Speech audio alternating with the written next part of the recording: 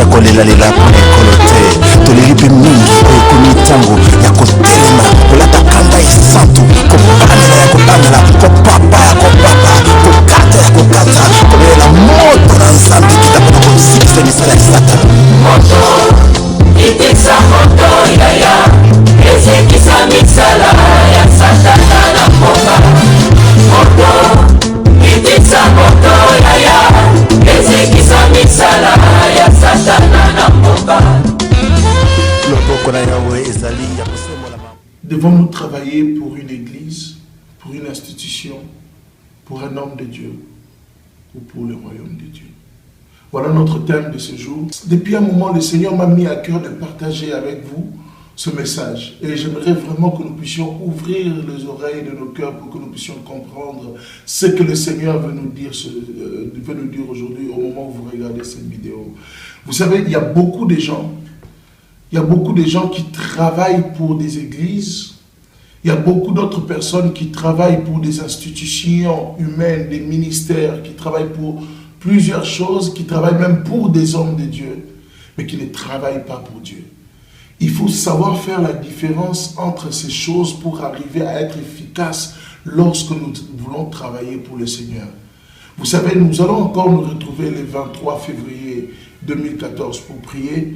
Et je vous lance cette invitation et j'aimerais que nous puissions nous lever avec un renouvellement de l'intelligence. Le Seigneur, notre Dieu, nous appelle au renouvellement d'intelligence pour que nous puissions discerner quelle est la volonté de Dieu. Ce qui est bon, agréable et parfait, comme nous dit la parole de Dieu dans Romains chapitre 12. Il est très important pour nous, chrétiens, je m'adresse surtout aux jeunes chrétiens qui émergent, qui voulons travailler pour le Seigneur, que notre zèle pour le Seigneur ne nous amène pas à travailler pour des institutions, à travailler pour des églises, à travailler pour des hommes de Dieu, mais que nous devons comprendre une chose, nous devons travailler dans les églises, dans les institutions, dans les ministères, même pour le royaume des cieux. Il y a une très grande différence. Lorsque une personne, dans son cœur, arrive à faire cette différence, arrive à mettre une barrière entre le fait de travailler pour un homme, le fait de travailler pour une institution ou pour une église, il fait cette différence avec le fait de travailler pour un royaume céleste, un royaume qui n'est pas de cette terre, qui ne périt pas, qui ne meurt pas, un royaume qui ne pourrit jamais.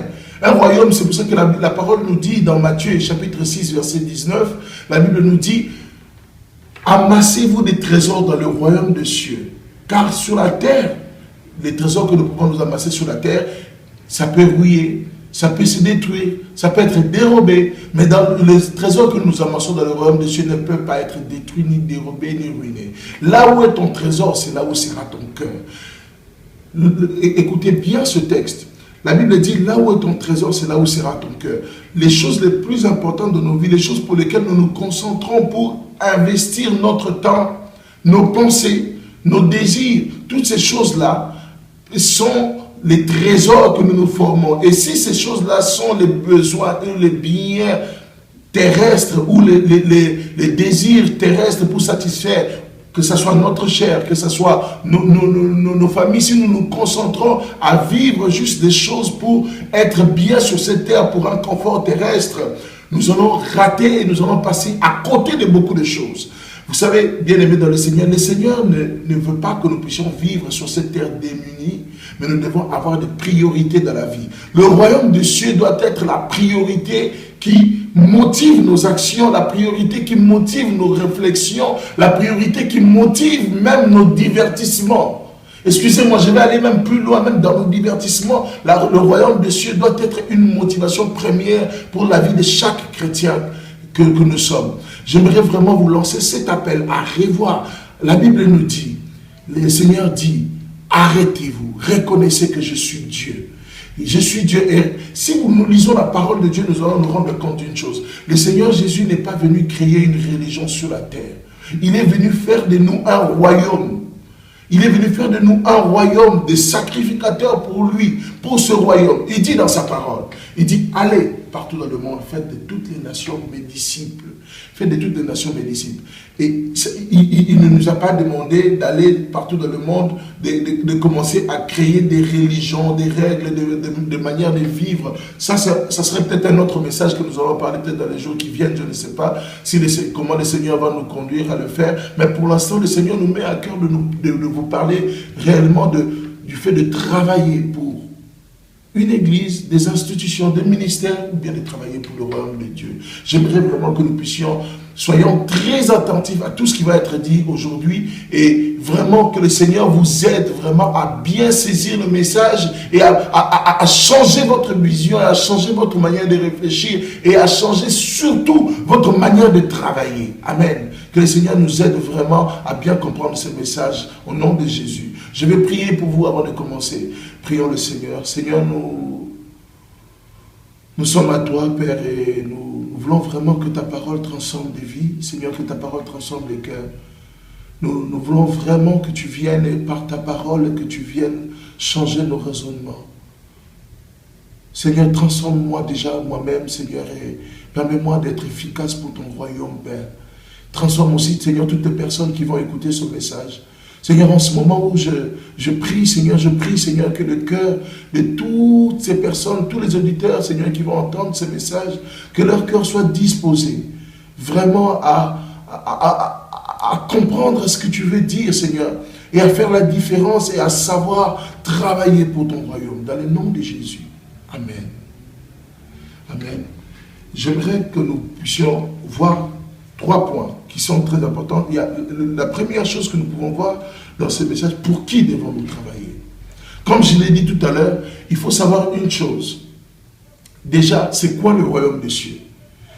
Le royaume des cieux, c'est tout espace, que ce soit physique ou spirituel, où notre Dieu est roi. C'est aussi simple que ça. Partout, tout espace où le Seigneur, notre Père, notre Dieu est roi, cet endroit est le royaume des cieux. Si le Seigneur règne dans ton cœur est le royaume des cieux. Le Seigneur, vous savez, dans Matthieu, on dit souvent royaume des cieux, et dans d'autres évangiles, on dit royaume de Dieu, simplement parce que, comme le royaume de la parole de Dieu, le Seigneur siège, son trône se trouve dans les cieux. C'est pour ça qu'il y a des textes qui nous disent royaume des cieux, et il y a d'autres textes qui nous disent royaume de Dieu. Jésus-Christ sur la terre, nous le voyons après la résurrection, la Bible nous dit que pendant 40 jours et 40 nuits, Jésus a parlé de son royaume. C'était la chose la plus importante pour laquelle Jésus-Christ était venu sur la terre. Il était venu pour nous sauver, pour que nous ayons la vie éternelle et que nous rentrions tous dans ce royaume avec lui. Pour qui devons-nous travailler maintenant? La réponse est très simple. Si nous devons travailler pour un royaume, nous travaillons pour le roi qui règne dans ce royaume. Et dans le royaume de Dieu, Dieu est le seul roi et le seul souverain. Le Seigneur veut des hommes et des femmes qui choisissent de vivre pour lui. La Bible nous dit, car Dieu a tant aimé le monde entier qu'il a donné son Fils unique, afin que quiconque croit en lui, fasse ce pas de croire en lui pour qu'il ait la vie éternelle. Celui qui croit au Seigneur Jésus-Christ a la vie éternelle, et le Seigneur vient avec le Saint-Esprit régner dans la vie de cette personne. Nous pouvons le lire dans Jean chapitre 14 verset 23. Nous pouvons le lire. La Bible nous dit que celui qui m'aime gardera mes paroles, et le Père et moi viendrons tous les deux vivre dans la vie de cet homme. Et nous voyons dans ce texte que le Seigneur veut toujours régner dans la vie de l'homme. Il aimerait que l'homme le choisisse volontairement de marcher avec lui. Maintenant, lorsque nous choisissons de marcher avec le Seigneur, nous devenons chrétiens, nous devons comprendre une chose, c'est que nous travaillons, et tout ce que nous faisons dans les églises, dans les ministères, nous le faisons pour le Seigneur. La Bible nous dit, si nous lisons la parole du Seigneur dans 1 Corinthiens chapitre 10 verset 31, la parole de Dieu nous dit que tout ce que vous faites, que vous travaillez pour des entreprises, que vous travaillez partout où vous êtes, tout ce que vous faites, faites-le quand travaillez pour le Seigneur. Cela est très important, bien-aimés chrétiens. Nous devons comprendre une chose. Il y a beaucoup de choses que nous allons arrêter de faire, des mensonges, des manières de faire les choses, parce que nous croyons que nous sommes en train de travailler pour les hommes, et pourtant, Quand tu travailles, même si tu ne travailles pas dans une église, même si tu n'es pas à temps plein dans une église, même si tu travailles ailleurs, il faut savoir une chose, que tu travailles pour les Seigneurs. La parole du Seigneur nous dit, avec l'apôtre Paul qui parlait aux Corinthiens, il dit tout ce que vous faites, faites-le comme si vous le faisiez pour le Seigneur. Il est très important pour nous de faire rentrer cela, que le Seigneur nous renouvelle notre intelligence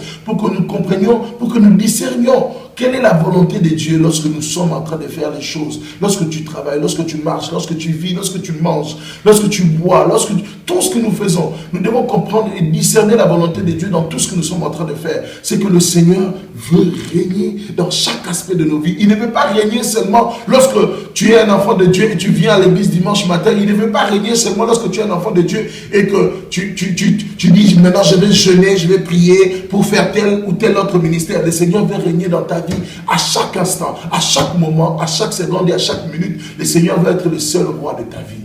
Amen. Que le Seigneur nous permette vraiment de comprendre ces choses. Il est aussi important de savoir une chose, c'est que sans le Seigneur, nous ne pouvons rien faire. Vous savez, nous travaillons pour Dieu, mais par Jésus-Christ. Jésus dit dans sa parole, sans moi, vous ne pouvez rien faire. Nous pouvons le lire dans Jean chapitre 15. Jésus dit, sans moi, vous ne pouvez rien faire. Je suis le cep et mon Père est le vigneron et vous êtes les serments. Sans le cep, sans la sève du cep, vous ne pouvez rien faire. Vous savez une chose, il est très important que nous puissions comprendre que nous devons, même si nous devenons l'homme, même si tu deviens l'homme le plus puissant du monde, tu dois comprendre une chose, que sans le Christ, tu ne peux rien faire. Le Seigneur donne des dons et beaucoup de gens se trompent par rapport aux dons spirituels que le Seigneur donne. Je vais vous dire quelque chose. Vous savez, hier soir, j'étais en train de discuter avec une sœur dans la foi et elle m'a partagé quelque chose qui m'a vraiment touché. Vous savez, nous sommes des serviteurs. Vous savez c'est quoi un serviteur? C'est Mwana Bitinda. C'est quoi Mwana Bitinda? C'est quelqu'un qu'on envoie faire les courses. Tout ce qui est, c'est-à-dire que ce n'est pas toi, c'est-à-dire que quand tu es Mwana Bitinda, salaire naïo, ce n'est pas toi qui le décide, c'est ton patron qui le décide. Aujourd'hui, nous voyons des serviteurs de Dieu. On dit, moi je suis un homme de Dieu, moi je suis un serviteur de Dieu, je m'habille en costume, je m'habille en tailleur, je m'habille en ceci. On fait le gros dos. Aujourd'hui, être serviteur de Dieu ne rend plus les gens humbles, mais ça rend plutôt les gens orgueilleux à cause de dons, à cause du talent que nous pouvons avoir pour parler. Vous savez une chose, nous devons garder cela dans nos cœurs. Nous travaillons pour Jésus-Christ et pour Dieu par Jésus-Christ. Nous travaillons pour Dieu par Jésus-Christ. Jésus dit, et il est clair, sans moi, vous ne pouvez rien faire. Vous n'êtes que des serviteurs inutiles. Le Seigneur est capable de vous prendre. Vous savez, à mon ressort, si tu ne peux pas te lever, le Seigneur est capable d'utiliser des pierres pour se lever, pour faire son œuvre. Si tu veux t'enorgueillir, le Seigneur est capable d'utiliser n'importe quoi pour accomplir sa volonté. Vous savez, nous sommes des serviteurs inutiles. Regardons bien notre vie. Arrêtons-nous et regardons pour qui nous travaillons. Nous travaillons pour que nos églises soient vues des hommes comme nous le voyons aujourd'hui. Quand tu as une très grande église, c'est là où on dit que tu as travaillé. Mais le plus important, ce n'est pas d'avoir une très grande église. Le plus important, c'est d'œuvrer réellement pour un royaume, de faire grandir le royaume des cieux. Tu peux avoir une très grande église, mais le royaume des cieux dans ton église est petite comme ça. Nous devons vraiment bien comprendre ces choses. Nous devons former nous devons former les pasteurs, les hommes de Dieu. Nous devons former les membres de nos églises pour être des instruments pour le royaume de Dieu. Nous devons arrêter de les former pour qu'ils soient nos disciples, pour qu'ils soient des gens qui nous suivent derrière, qui marchent derrière nous, qui parlent comme nous, qui disent des choses comme nous. Et après, lorsque nous retrouvons tout seuls, nous sommes réconfortés pour dire, petit Nangana, comment on le va bien, comment on est bien, comment ça va bien. Église Nanga Mounene, comment on est belé, Église Nanga, ils ont compté 5000 membres, ils ont compté. Combien de gens avec des vies transformées sont dans notre église? Combien dans nos églises? Combien de personnes nous pouvons témoigner où, en tant que pasteur, tu es capable de dire, je peux mettre ma main au feu, que dans mon église, il y a, sur les 5000 membres, il y a 4000 membres. Je ne dis même pas, il y a 4000, même pas la totalité, même 4000 membres dans mon église, que je suis sûr, si le Seigneur revient aujourd'hui, ils vont gagner le royaume des cieux. Ou ils ont déjà le royaume des cieux dans leur vie. Il y a beaucoup de suivisme, il y a beaucoup de gens qui viennent à l'église pour des besoins terrestres, pour s'attacher. Parce qu'ils ne veulent, l'objectif de leur cœur, ce n'est pas que le Seigneur règne dans leur vie, mais l'objectif de leur cœur, c'est de pouvoir régner sur cette terre et de pouvoir gagner, profiter, bénéficier des choses. Écoutez-moi bien, je ne parle pas d'un message où je vous suis en train de vous dire que le Seigneur ne veut pas nous bénir sur cette terre. Écoutez-moi bien, Pierre a posé la question à Jésus. Nous t'avons suivi. Qu'est-ce que nous allons avoir? Jésus dit, vous aurez des persécutions, des tribulations, vous aurez, mais sur cette terre, toujours, sur cette terre, vous aurez tout ce que vous avez laissé. C'est une promesse du Seigneur, mais ce sont des choses que le Seigneur lui-même prévoit pour nous. Vous savez, on gagne ce à quoi on renonce. Si tu es capable de renoncer à des choses pour gagner le royaume des cieux, comme la Bible dit, cherchez premièrement le royaume des cieux et tout vous sera donné par-dessus. Nous prenons le tout qui nous est donné par-dessus, nous mettons cela comme une priorité. La première chose qui est plus importante, le royaume des cieux, nous mettons cela en second lieu. Bien-aimés chrétiens, nous devons réellement apprendre à faire la part des choses et nous devons apprendre à comprendre une chose. C'est que le Seigneur veut que son royaume soit une priorité pour nos vies, que son royaume soit la motivation de nos actes, pas la construction des églises, pas l'agrandissement des églises, pas l'agrandissement des bâtiments, pas l'agrandissement du nombre de membres de nos églises. Arrêtons ces choses. Bien-aimés, nous devons comprendre une chose. Nous devons travailler pour le royaume des cieux, pour ce royaume qui ne périt pas, pour ce royaume qui ne meurt pas. Alléluia. J'aimerais parler maintenant de la deuxième chose. Le Seigneur nous invite à aller et à travailler dans les nations. Mais regardez, nous vivons sur cette terre et nous avons besoin des uns des autres pour vivre la communion fraternelle. C'est pour ça que le Seigneur a créé des assemblées. Ce n'est pas une institution humaine. Ce n'est pas une institution humaine. C'est le Saint-Esprit qui a conduit le peuple de Dieu à se retrouver pour prier ensemble. Nous pouvons le lire dans Actes des Apôtres. Nous le voyons. La Bible dit qu'ils étaient tous ensemble assidus au temple. La première église, l'église primitive, ils étaient régulièrement dans des temples, dans des églises, ils se retrouvaient ensemble pour prier. Cela ne veut pas dire que c'est cet endroit ou ce local ou ce lieu qui est notre terrain où nous devons, qui régit notre ministère, qui régit notre propagation du royaume de Dieu sur la terre. Cela est un cadre où nous devons grandir dans notre foi. Amen. La Bible nous demande de ne pas abandonner nos assemblées. La parole du Seigneur est très claire. Nous ne devons pas abandonner nos assemblées. Nous devons nous réunir avec nos bien-aimés. Il y a un évangile qui se propage depuis un moment où on encourage beaucoup de gens à quitter les églises. On encourage les gens à quitter leurs assemblées. Et puis on dit même, écoutez-moi, si nous lisons la parole de Dieu, il y a beaucoup de choses que nous pouvons comprendre. Vous savez, dans Galates chapitre 1, verset 1 à 2, nous voyons une chose. L'apôtre Paul, quand il écrit à l'église de Galates, il dit aux églises qui se trouvent en Galatie. Qu'est-ce que je veux dire par là? Il faut arrêter de faire des amalgames. Nous devons comprendre une chose. Nous sommes l'église, nous sommes tous l'église, le corps du Christ. Mais cela n'empêche pas qu'on puisse dire l'église qui se trouve à Sousse, l'église qui se trouve à Bizerte, l'église. Si tu lis bien ce texte, il y avait plusieurs églises dans la ville de Galatie. C'est pour ça que l'apôtre Paul dit aux églises de Galatie. Ça dit, l'apôtre Paul sait qu'il y a plusieurs églises et il s'adresse à toutes ces églises. Et ces églises, c'était des personnes qui se retrouvaient en groupe, en assemblée pour prier. Il ne faut pas... D'abord, je me pose beaucoup de questions sur les motivations de ces personnes qui empêchent les gens de se réunir en groupe et de se retrouver en groupe. Est-ce que ces motivations sont motivées par l'amour du Seigneur ou sont motivées par les ailes amères que l'homme peut avoir? Écoutez-moi bien, peuple de Dieu. Les ailes amères, le zèle amer et les interprétations de la parole de Dieu erronées, il faut que nous arrêtions avec ces choses. La parole du Seigneur est claire.